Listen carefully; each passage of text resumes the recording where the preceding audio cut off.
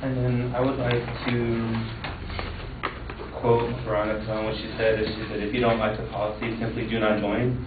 And then, at one point, African Americans and women were not allowed, to join the military.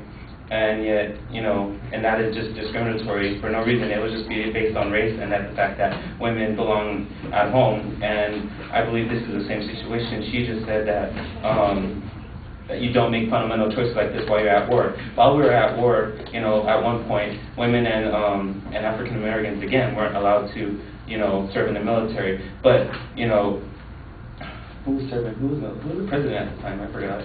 But he allowed African Americans and women to serve in the war, to fight for the war. And in a time like this, we need every valuable soldier. Again, we can't, if we're just going to discriminate against homosexuals, why not discriminate against African Americans and women? It's just a superficial reason. We don't need this, especially in a time of war. And Nithya said that,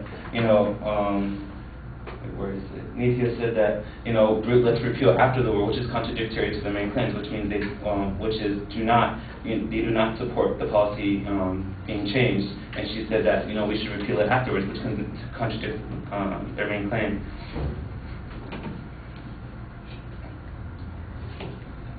And then homosexual, and the Army doesn't discharge you because of a homosexual act or even the act being done. They presume that you are going to do the act, and that's what they discharge you. So when they discharge you of being homosexual, it's completely on opinion, not facts or anything.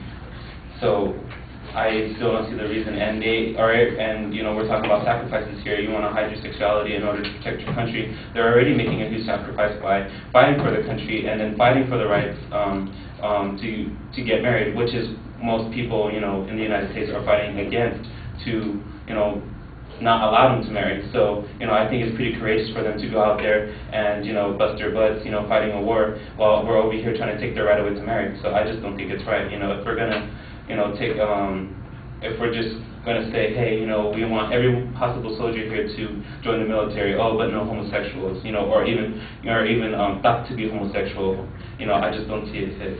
So, thank you.